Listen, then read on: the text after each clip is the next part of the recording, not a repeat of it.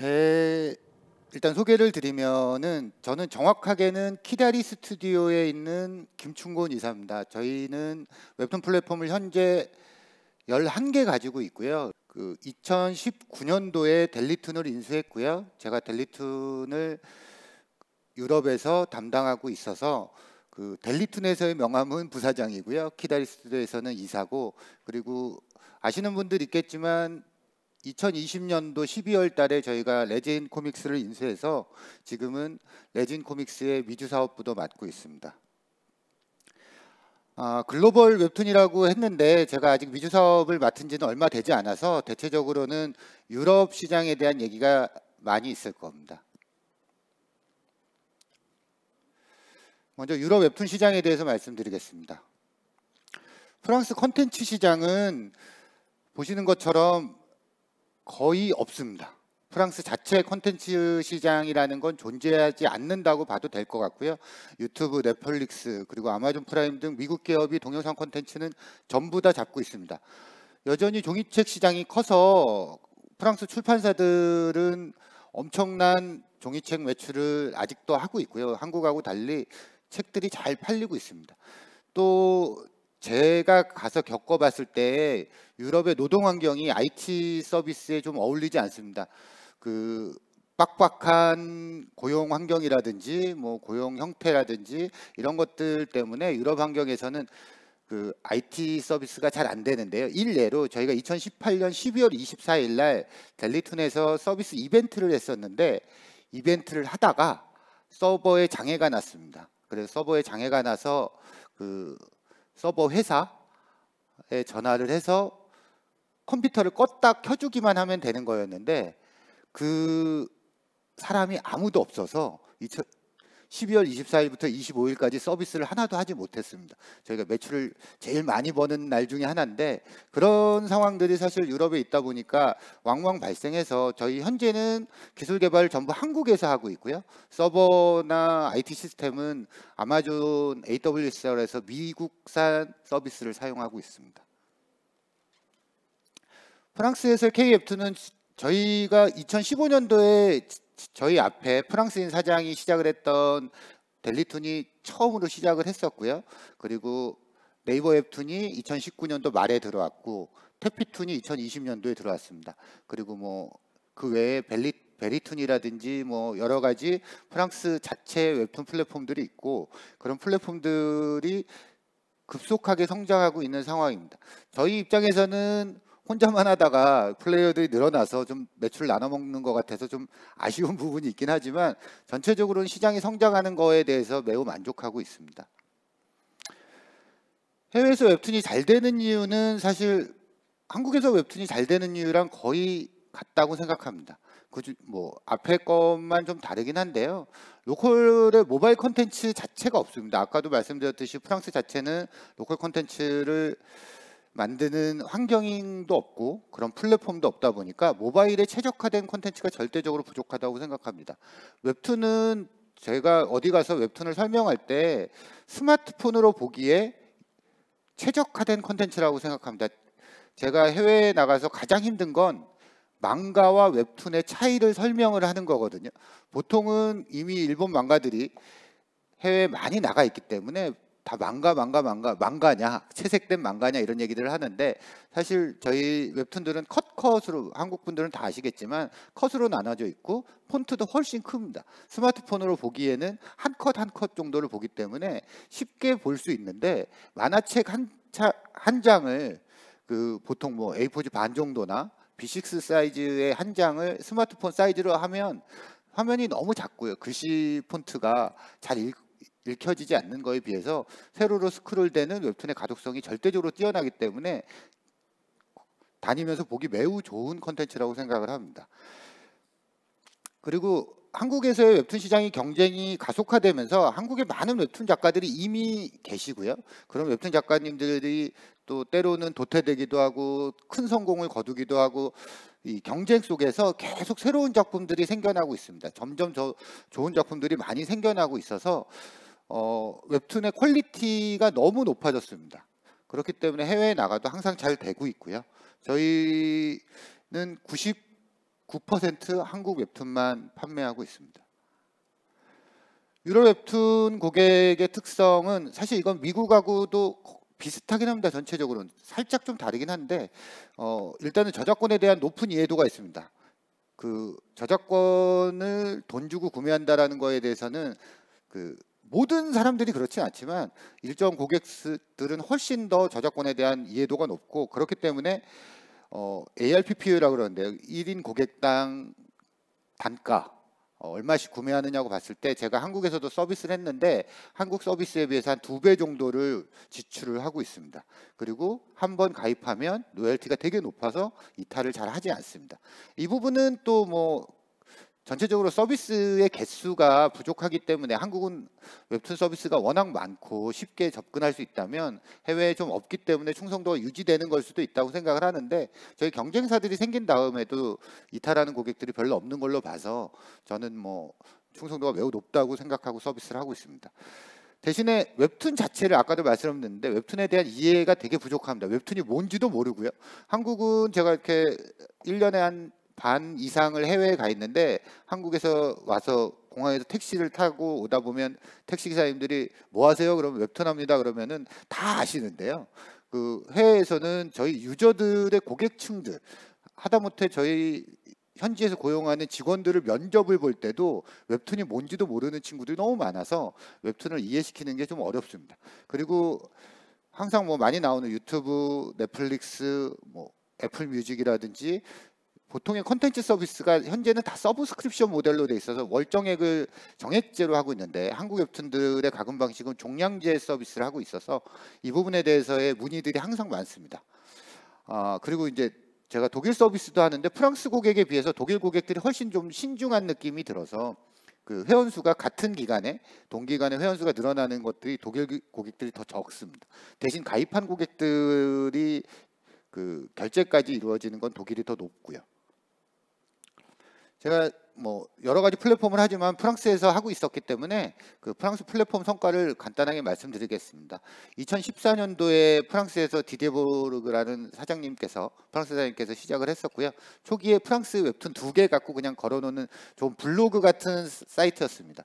2018년도에 지금 제가 몸담고 있는 키다리 스튜디오에서 투자를 시작을 했고요. 그때 뭐 한국에서 서비스 개발도 새로 하고 한국 웹툰을 계약해서 번역하기 시작했고, 한국 웹툰 콘텐츠 중심으로 모든 걸 다 재편했습니다. 그리고 신규 콘텐츠를 넣으면서 마케팅에도 투자를 했었고, 키다리 스튜디오가 투자한 다음에 매년 2배 이상 매출이 성장했고 회원수도 지금 200만을 돌파했습니다. 제가 뭐 어저께 봤을 때 2018년도하고 올해 2021년도하고 이 델리툰의 매출은 딱 10배 성장을 했습니다. 유럽에서는 지금 프랑스에 3개, 독일에 2개의 웹툰 플랫폼을 만들었고요. 미주에 있는 레진에서는 영어로 2개, 스페인어 1 서비스를 하고 있습니다. 콘텐츠 성장은 보시는 것처럼 2016년도에는 회차 개수인데요. 1149회차에서 올해는 35,000개 회차 정도가 됩니다. 이 회차라는 게 저희가 유저들한테 돈을, 한국 분들은 다 아시겠지만 코인을 받아야 되기 때문에 회차 수가 늘어나는 만큼 팔 게 많아지는 거고요. 콘텐츠 성장도 거의 매년 2배 이상씩 성장하고 있습니다. 유저는 올해 한 250만 정도를 목표로 하고 있고요. 거의 한 달, 2달 남았는데 큰 차이 없이 달성할 것 같습니다. 회원수도 2016년도에 4만 6천 명에서 한국식의 마케팅과 한국식 콘텐츠를 넣은 다음에 급속도로 성장하고 있습니다. 방문객 숫자인데요. 2020년도에 토탈에서 프랑스어를 쓰는 사람 중에 530만 명이 저희한테 방문을 했고요. 특히나 2020년 초에 팬데믹 상황에서는 엄청난 성장을 했습니다. 이래도 되나 할 정도의 성장을 많이 거뒀고요. 유럽은 한국하고 다르게 락다운을 많이 해서 모든 상점들이 문을 닫은 적이 몇 달 있었습니다. 그때는 집에만 있다 보니까 회사도 못 나가게 되고 뭐 학교도 못 나가게 됐을 때 집안에서 할 일이 없을 때 웹툰을 더 많이 봤던 것 같고요. 저희가 한 단계 성장했던 계기가 되었습니다. 반대로 요즘은 유럽의 팬데믹 상황이 너무 오래돼서 저희의 주 고객들이 학생들이나 20대, 30대 초반 정도까지가 고객인데 이 조금 뭐 간단한 아르바이트라든지 카페 같은 데서 일하는 사람들, 뭐 여행 관련해서 일하는 사람들의 일자리가 계속 없다 보니까 그 국가 보조를 살고 있다 보니까 주머니 사정이 떨어지는 게 되게 많이 느껴지고 있습니다. 경기가 이제는 좀 빨리 회복이 돼야 저희 같은 서비스에도 유리할 거라고 생각을 하고 있습니다. 뭐 페이지 뷰는 2020년도에 한 8천만 뷰 정도 되고요. 저희는 기본적으로는 유료 웹툰 서비스이기 때문에 이 중에 상당수가 한 4분의 1 정도는 결제를 일으키는 것들이고요. 그 결제가 하게 되면은 그 고객들을 갖고서 저희가 매출을 발생하고 있습니다. 한 번 접속을 했을 때 페이지 퍼 세션인데요. 평균적으로 한 6분 10초 정도 머물다 한 번 접속했을 때 6페이지 정도를 보는 겁니다. 한 번 접속을 해서 6페이지 정도 사이트를 보는 거고, 그러니까 메인 보고 뭐 페이지 몇 개를 보는 거고요. 한 번 접속하면 7분 22초 정도를 머물다 가고 있습니다. 이거 뭐 시간대마다 저희가 이런 데이터는 자주 보고 있고요. 매일 업데이트 되는 거라서 이 자료를 작성했던 시점에 2020년 평균이고, 유저들이 좀 많이 오면은 오히려 좀 시간이나 세션 평균 페이지 접속 시간이 좀 줄어들고, 유저가 좀 적게 로열티 있는 고객들이 많이 접속하는 시간대라든지 그런 날이면은 반대로 좀 늘어납니다. 연령대는 한국에서도 서비스를 해봤었는데요. 한국에서는 절대적으로 20대 초반이 20대부터 나이가 먹을수록 고객의 데모그래피가 줄어드는 데 비해서 유럽은 한 34세나 또 나아가서 한 40대까지도 웹툰을 보고 있습니다.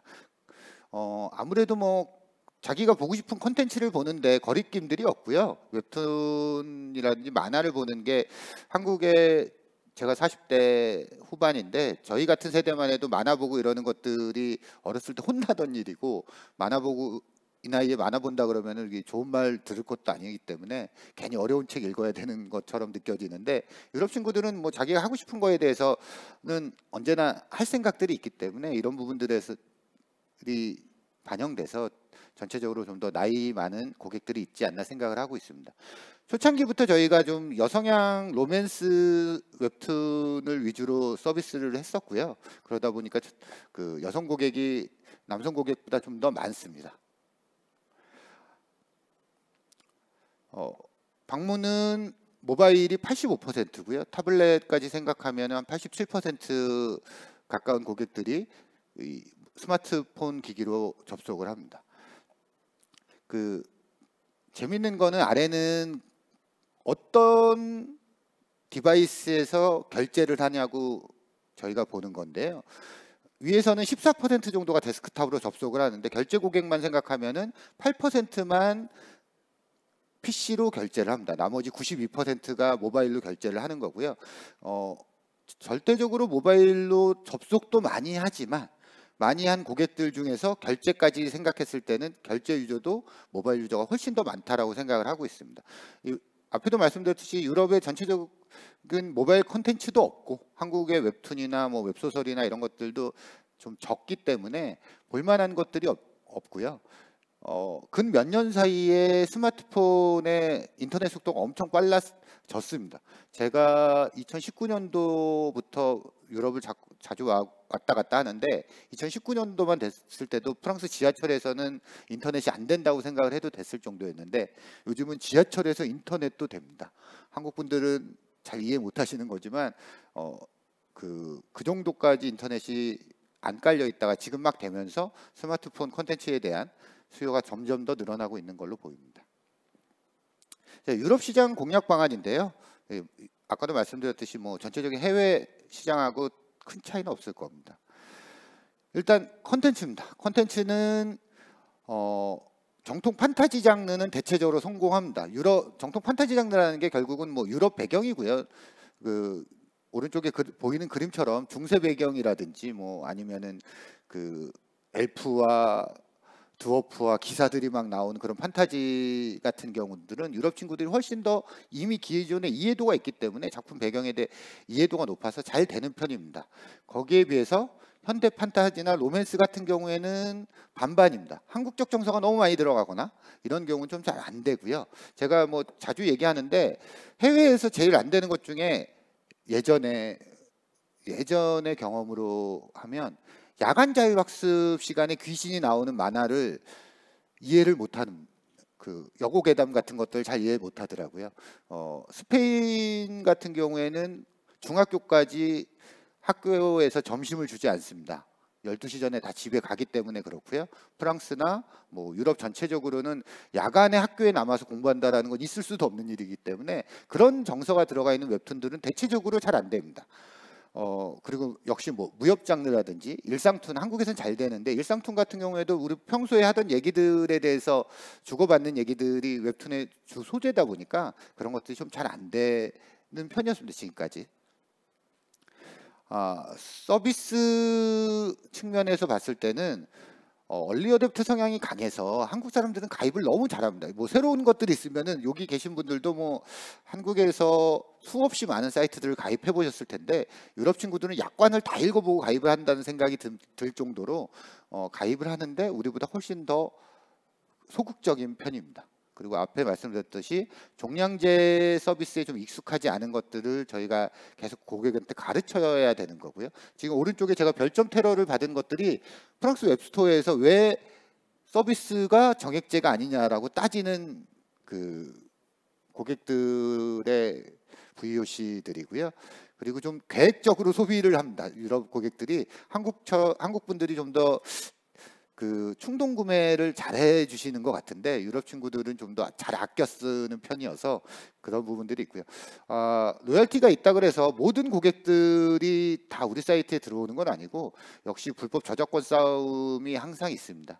특히나 유럽의 프랑스어나 독일어를 하는 친구들 중에서도 영어를 능숙하게는 아니어도 웹툰을 볼 정도, 스토리를 이해할 정도까지 하는 친구들이 많기 때문에 영어 불법 사이트들이 저희한테도 많은 영향을 주고 있습니다. 한국에서 웹툰이 나오면은 한 2시간 정도면 번역된 웹툰이 불법 사이트에 뜨는 정도라서 저희가 정식 번역을 하면은 아무리 빨라도 일주일은 걸리거든요. 그런 것들을 생각했을 때는 조금 항상 문제가 되고 있습니다. 이건 뭐 저희 서비스하는 사람들 입장에서는 중요한 얘기인데요. 마케팅 채널이 좀 제한되어 있습니다. 한국에서는 마케팅도 여러 가지를 할 수 있고요. 이거는 기본적으로 한국 분들이 웹툰을 잘 알고 계시기 때문에 다 가능한 일이라면 전체적으로는 마케팅 채널이 좀 제한돼 있고 저희 같은 서비스 업자 입장에서는 가입 유치 비용이 워낙 높기 때문에 한국은 좀 더 쉽게 가입을 하니까 그런 것들에 비해서는 유치 비용도 한 2배, 3배 정도 들고 있고 고객도 좀 망가를 좋아하고 좀 젊은 층 이런 쪽으로 고객들이 좀 집중되는 경향이 있습니다. 제가 뭐 성공적인 유럽 공략을 하기 위해서는 필요한 것들을 한 3가지만 적어봤는데요. 하나는 로컬리제이션입니다. 그 웹툰의 특성은 단어 하나의 번역의 차이가 엄청나게 날 수밖에 없습니다. 어려운 게 뭐 크크크 헐 뭐 이런 웹툰에서 쉽게 쓰던 표현들인데 실제 유럽에서 거기에 해당하는 단어가 없는 경우가 매우 많고요.